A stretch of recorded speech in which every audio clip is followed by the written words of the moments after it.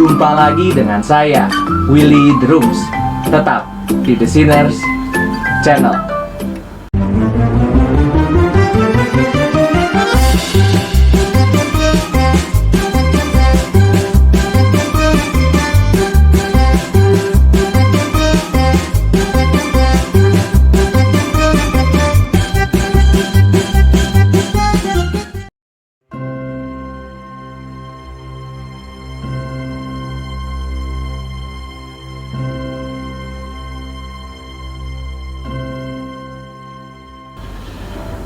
Wayne Grudem dalam bukunya Systematic Theology, An Introduction to Biblical Doctrine halaman 127 memberikan definisi yang cukup baik tentang kecukupan Alkitab. Ia mendefinisikannya sebagai berikut. Kitab suci berisi semua firman Tuhan yang Dia maksudkan untuk dimiliki umatnya pada setiap tahap sejarah penebusan. Dan itu sekarang berisi semua yang kita butuhkan. Tuhan untuk memberitahu kita untuk keselamatan, untuk mempercayainya dengan sempurna, dan untuk menaatinya dengan sempurna. Dari definisi tersebut, ia hendak menekankan bahwa Allah telah mewahyukan segala perkataannya yang menurutnya cukup untuk diketahui umatnya dalam bentuk Alkitab. Dalam Alkitab tercakup semua hal yang diperlukan untuk memimpin kepada keselamatan, serta kepercayaan dan ketaatan penuh padanya. 2 Timotius 3 ayat 15-16. Grudem juga memberikan sebuah pengamatan yang baik mengenai kedaulatan Allah dan kecukupan Alkitab.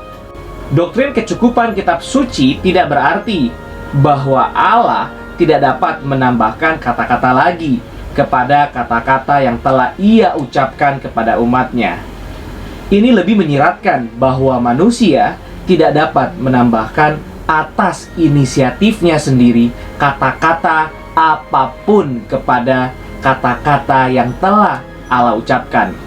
Lebih jauh lagi, ini menyiratkan bahwa sebenarnya Tuhan tidak lagi berbicara kepada umat manusia kata-kata yang Dia mengharuskan kita untuk percaya atau taati selain dari yang kita miliki sekarang di dalam Alkitab. Doktrin kecukupan Alkitab sesungguhnya menegaskan kedaulatan Allah. Dalam kedaulatannya, Allah telah menentukan hal-hal yang perlu diketahui manusia untuk memimpin mereka kepada keselamatan, yang kemudian termuat dalam Alkitab. Menambahkan ataupun mengurangi isi Alkitab sama dengan melawan kedaulatannya.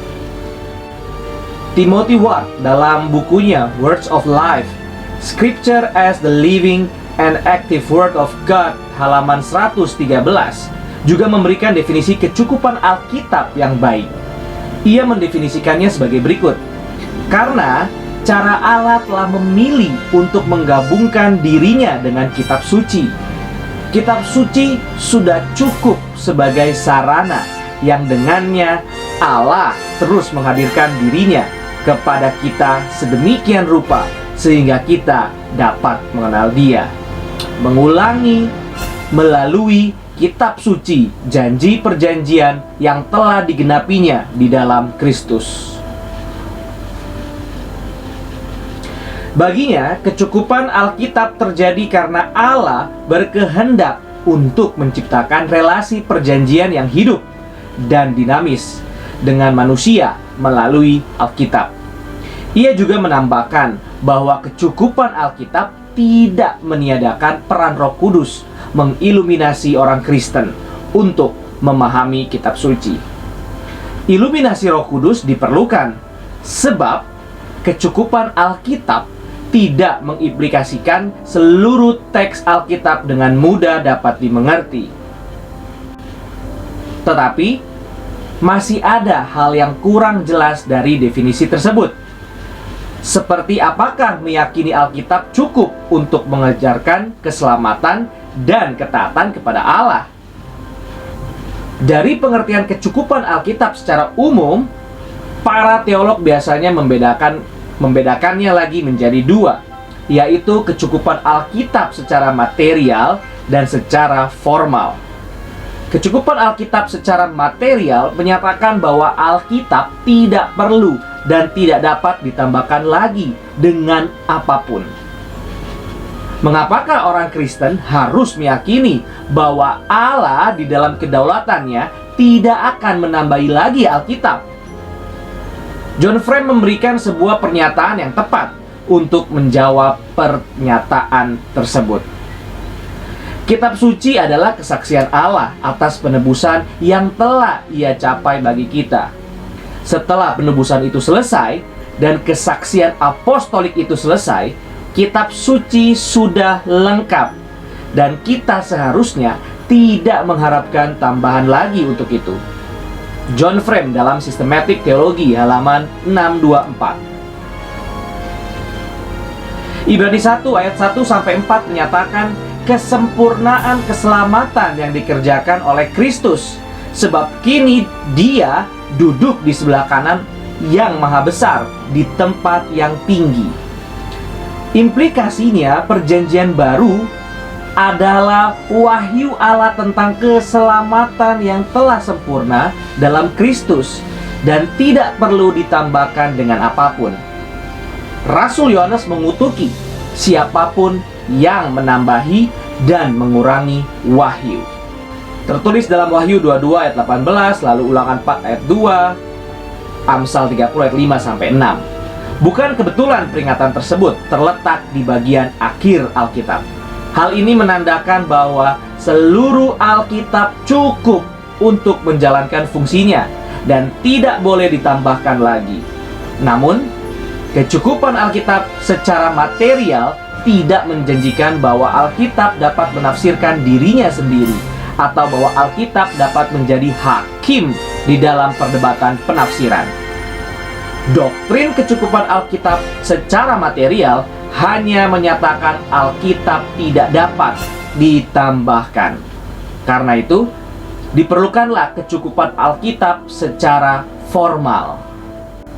Kecukupan formal dari Alkitab berbicara mengenai kesanggupan Alkitab untuk menafsirkan dirinya sendiri tanpa bantuan eksternal. Kecukupan Alkitab secara formal menjadi perdebatan yang sengit di antara Katolik Roma dan Kristen Protestan. Katolik Roma meyakini bahwa firman Allah secara utuh terdiri dari dua jenis tradisi. Tradisi tertulis dalam bentuk Alkitab dan tradisi lisan dalam bentuk pengajaran-pengajaran di luar Alkitab yang diturunkan kepada paus dan para uskup. Alkitab perlu ditambahkan dengan tradisi dan keduanya dianggap sejajar sehingga keduanya harus diberikan penghormatan yang sama. Sedangkan bagi kalangan Protestan dengan teguh menyatakan Alkitab mampu menafsirkan dirinya sendiri. Ini adalah prinsip hermeneutika, warisan reformator. Kitab suci menafsirkan kitab suci. Satu hal lagi yang perlu ditambahkan mengenai prinsip kitab suci menafsirkan kitab suci, yaitu bahwa prinsip ini tidak hanya melawan Katolik Roma, tetapi juga reformasi radikal atau Anabaptis. Prinsip tersebut tidak dapat dipisahkan dari sola scriptura yang tidak meniadakan penggunaan tradisi dalam berteologi.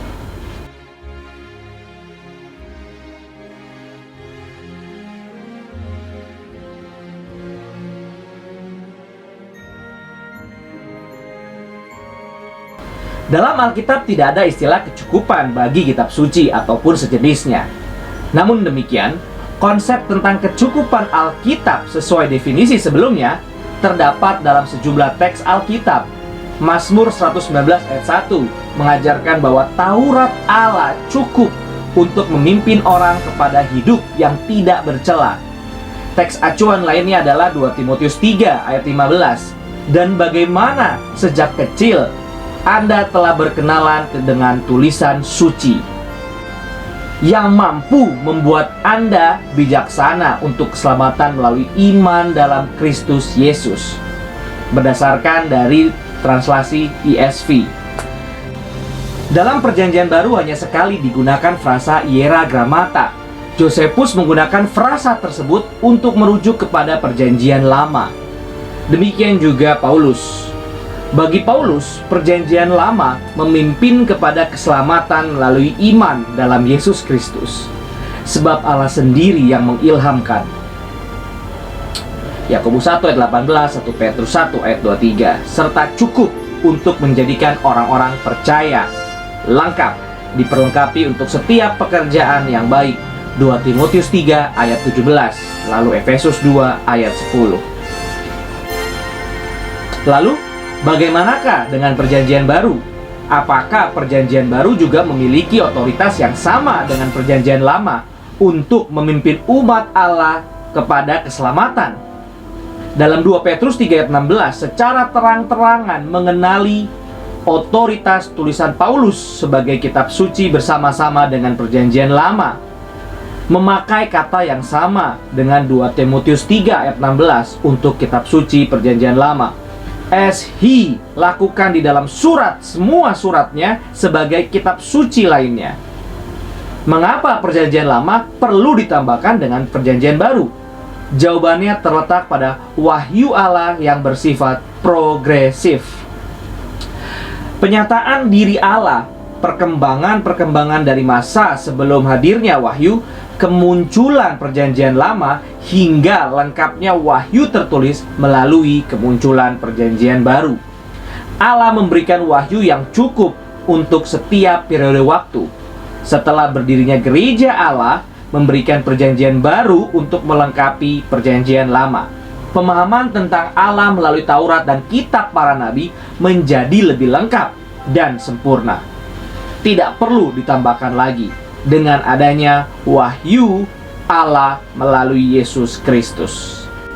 Bapak-bapak gereja telah menyatakan kecukupan Alkitab sebagai sumber kebenaran. Irenaeus tahun 130 sampai 202 Masehi, generasi kedua kekristenan setelah Rasul Yohanes, menyatakan kecukupan Alkitab sebagai fondasi iman.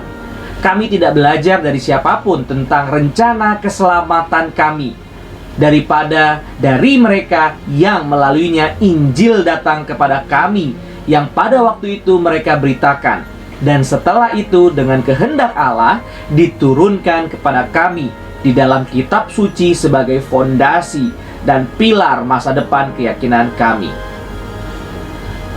Dalam Irenaeus Against Heresies, dikutip dalam Stephen Westerholm dan Martin Westerholm, Reading Sacred Scripture, Voice from the History of Biblical Interpretation, tahun 2016. Tertullianus 155 sampai 240 Masehi menolak segala sesuatu yang berasal dari luar Alkitab, ekstra skriptural. Dalam bukunya Tertullian Against Hermogenes 22 halaman 22, dikutip dalam Buffing halaman 489. Lalu Athanasius tahun 296 sampai 373 Masehi menyatakan kitab suci yang suci dan diilhami secara ilahi sudah cukup untuk mengungkapkan kebenaran. Dalam Athanasius Against Pagan yang pertama, dikutip dalam Words of Life 107. Cyril dari Yerusalem tahun 313 sampai 386 Masehi mengungkapkan bahwa sumber keselamatan tidak terdapat selain di dalam Alkitab. Do not give ready belief unless you receive from the Holy Scripture the proof of the things which I announce. The salvation in which we believe is not provided from clever reasoning, but from the Holy Scripture. Cyril of Jerusalem, Catechisal, Lecture 4 ayat 17, dikutip dalam James White, Sola Scriptura, and the Early Church dalam Sola Scriptura, The Protestant Position on the Bible, tahun 2009. Agustinus tahun 354 sampai 430 Masehi menyatakan bahwa ia tidak akan mengatakan hal-hal yang di luar kitab suci, apalagi yang akan saya ajarkan kepada Anda daripada apa yang kita baca dalam Rasul, yaitu Perjanjian Baru. Karena kitab suci menetapkan aturan untuk doktrin kita. Jangan sampai kita berani menjadi lebih bijaksana dari yang seharusnya. Oleh karena itu, saya, Agustinus, seharusnya tidak mengajari Anda hal lain kecuali menjelaskan kepada Anda kata-kata guru. Agustinus, De Bono Fidutatis, dikutip dalam White Sola Scripture in Early Church, halaman 24 sampai 25.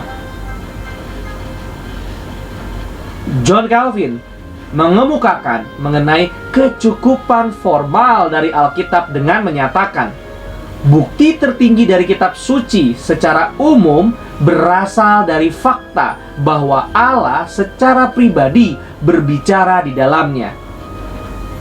John Calvin dalam institusionya Library of Christian Classics volume 20, edisi John T. McNeill, terjemahan Fort Lewis Battles, tahun 1960.